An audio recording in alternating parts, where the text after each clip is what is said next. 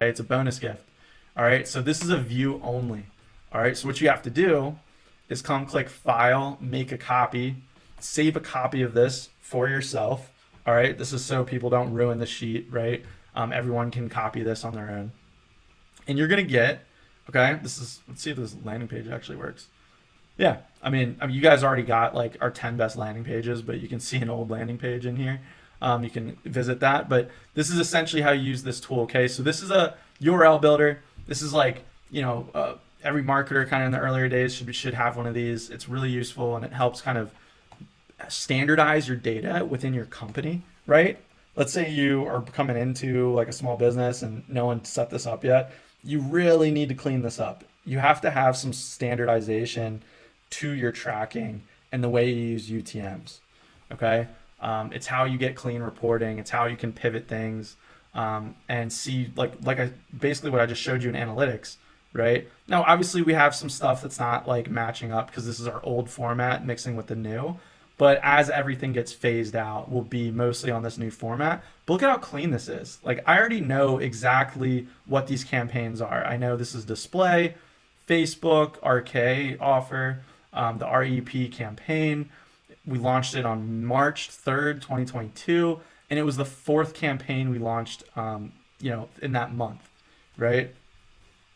It's doing great. It's making $7,000, 21,000 hits. That's about, what, 30 cents per hit. It's pretty good. But this is like having a builder like this can keep this clean, make it easier for you guys to read. And this is how we got it started. All right, so let me explain this sheet to you guys. Here's where you're gonna wanna copy and paste your link, okay? Excuse me, sorry guys, hope that didn't hurt your ears. So like learn.com, okay, put your link, put your website, your web page, whatever it is you're promoting, okay? Then we're gonna use this drop down. We're gonna select the source, okay? Power inbox, live intent, right? For this one, Facebook, okay? Then the medium is probably going to be display. Could be organic, right? Could be like a Facebook post, all right? Could be a story link, okay? So there's a couple different mediums that might work for Facebook. I'm just gonna do display ad. The content is the landing page. And then this is the campaign code, okay? So these are the variables, all right? So let me explain these to you. First of all, how can you change these for your own business? Because obviously these content codes are ours. You don't wanna use them. There's a tab right here, adjust variable values here, okay? It might be locked. It shouldn't be. And when you make a copy of this, you should be able to unlock it. Let me just unlock this so you guys don't have to do it real quick.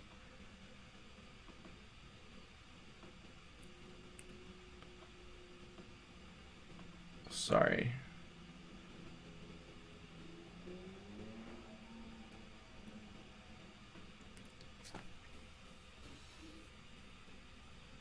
Give me a second, guys. You guys can maybe skip ahead a little bit while I figure this out. There we go.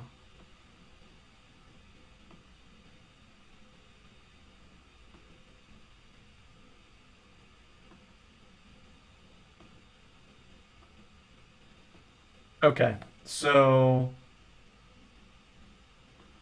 just to remove the sheet protection. Done. All right, so now when you make a copy of this, there shouldn't be that protection. Anyone can come in here. Now, clearly, the reason I had a lock on this, by the way, is so like the junior marketers, the interns don't come in here and mess all this stuff up. You want to have uniformity in those drop downs. But what these drop downs are doing is they're referencing these columns. Okay, so you guys can just come in here after you make your own copy, delete all of the content that you'd be using, right? And just make up your own landing page codes, all right? How do you label your landing pages? I don't know. I've already showed you how we do ours. We usually take like the headline, the first three letters, the book, the first three letters, and that's it, right? So like headline is stay at home, right? Email edge, so EME, right? So that's like one, okay?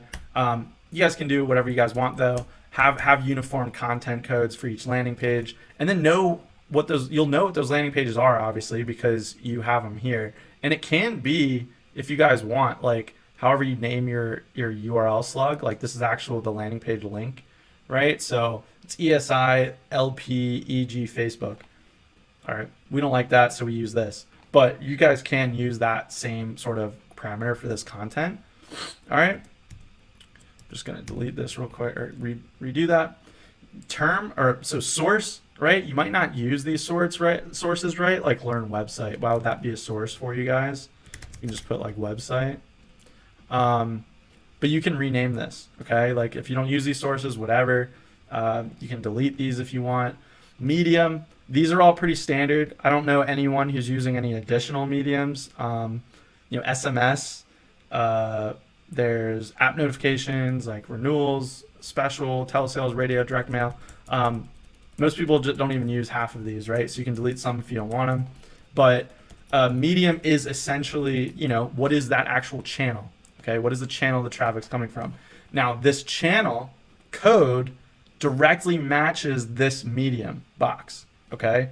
That's really important because when we make this campaign code, we still want to know what the channel is, but we're not going to like write out email. We want this code to be as condensed as possible, so it's clean, right? Now, obviously these are less condensed, but they're clean. I can read them, okay? So in the new ones, but if you come over here, right? So, E is for email, L affiliate, organic W, display P, okay? So they're condensed. T is telesales. Okay, that's what these channel codes mean. Now the pub code is just the product ID. It's just the product code, okay? The product we sell is email startup incubator. So that is ESI. Okay, 10X was another product name. RKE was our Robert Kiyosaki ESI. Okay, printable profits is PPM. Okay, Keeb for Kibo code. Okay, SAT, right? So these are just like what is an actual product that you're selling. Okay, it's really important that's in your campaign. And then you got month, year, promo number. Okay, so this is how many links you've made within that month. All right. So when you come over and you fill all that stuff in, okay, P, the pub code, month, promo, you get this as the output. This is going to be your campaign code. So this is actually what I'm putting in the campaign naming, right, in Facebook, okay?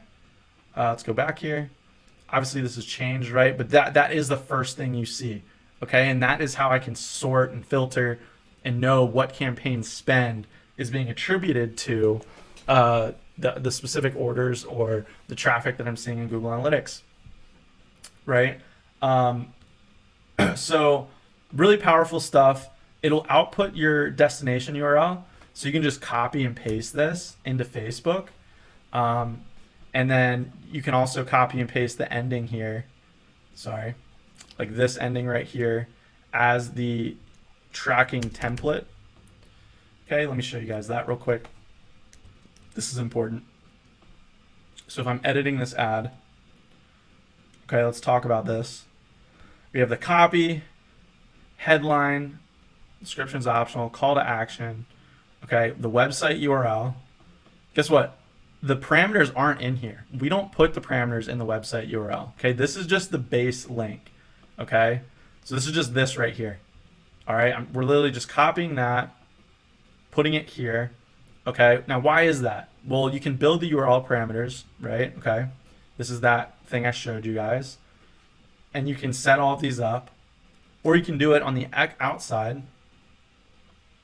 Those are some custom parameters we use for Tune, by the way, just another tracking software. So you can use custom parameters if you're using a third-party tracking tool, which we are. There will be documentation for setting that up with that tool, obviously. But we come down here to tracking, okay? And there are URL parameters down here, all right? So instead of adding it directly to the link, what happens is we actually have a short link in our copy, okay? But you can't just like put all the parameters on the end of your short link. So what do? You need to use a tracking template, okay? So this is the template down here. What Facebook does is it will take all of these parameters, okay? And it will actually put them on every link within your ad copy and obviously on this website URL button, okay? And trust me, that's proven. This is how Facebook works. It doesn't break. I've been using this for many years, but That might have been confusing to you guys at first when we were setting up ads in the ad module. Now I hope it's all full circle. Okay, so this is where you want to set up all of those UTMs. All right, and that way it can append to the link you're putting in your copy. Okay, so keep that in mind. And again, there were some custom parameters. You can use this, right? There are dynamic parameters that you can use, right, over here. Where are they? Yeah, here they are. So, I mean, if you just go to the meta business help specifics for URL dynamic parameters, you can just Google URL dynamic parameters. You'll get these, okay? So if you have really good naming convention, which I highly recommend using campaign name and ad set name and ad name. So this would be term.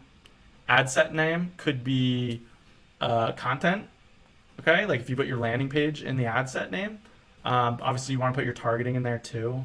So it might get messy. That's why I don't use that. But campaign name and ad name, definitely. Ad name would be term, campaign name would be your campaign, right? The reason we don't use that is just because our media buyers, like we put more stuff here, put the campaign code here. We just want to keep the ad sets to the tracking audience or the targeting audience, right? Just keeps it easier to look at. And that's why this link is so important, this builder. Okay, so I just gave you guys the sheet. You guys know how to use it now, how to edit this. So I hope you enjoy that. Now, what are some other benefits of doing this? I've already showed you guys Google Analytics, like how the data can pull through. Okay, now there's other things like Funnel.io. This is kind of an expensive tool, but I just want to show you guys. I should be using sign in with Google actually. There we go.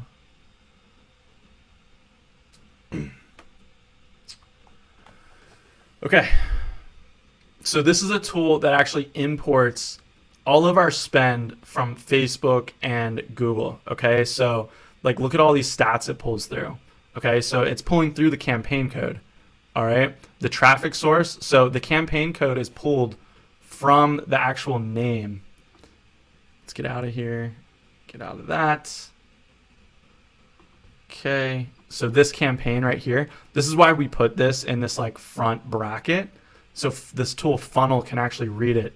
Okay, so now I get all of my data kind of exporting and pulling into this funnel like every day. This is where you can really do some fun data stuff. All right, so I can take all my spends, my clicks, my CPCs, my click-through rates, my impressions. I know the campaign that they're coming from, and I can kind of marry them with my other systems. I can then connect my spend to, let's say, my CRM data, all right, by matching it to this parameter. So I know how much did I actually spend to generate this 997 order, okay? How much did I spend on this campaign code on that day? Looks like this campaign code fired 4 times, okay? And that's my ROAS, right? Or that's my cost per acquisition, okay? So that's where you start getting like your performance data, all right? This is why tracking is so important, guys. This is why your UTMs are important. This is why your marketers all need to know this, how to do this stuff, so that you can link up all of your data together and create reports, okay? Now, this tool, Funnel.io, can export to Google Sheets, Google Data Studio, and even Tableau, okay? So Tableau is great. Google Data Studio is free, okay? So this is like a custom report that we've built, all right? We've got like, you know, visits, cart revenue, our average cart, our total orders, our total revenue for this time period. Now there's not actually like spend in here. I think it broke, but you know, obviously we can get it from Funnel. We know like the CPCs, the actual spend that we've invested into this to see this revenue. Okay, so it's just an example of what you can build once you have all this data at your disposal. Okay, but the first thing you need to do is have a clean tracking strategy. Okay, use this bonus I'm giving you. Okay, use this to get yourself started if you don't have one. Have clean naming conventions and use your dynamic parameters. All right, use these dynamic parameters in that tracking template so that at least you're pulling through, you know, your actual ad set name, your ad name, your campaign name into those UTM parameters. All right, cool. I think this is a really good lesson, guys. Again, I might do a part two if I need to like clarify anything, maybe dig a little bit deeper into any of these tracking tools, how we do tracking. But if not, I'll catch you guys in the next one. Peace.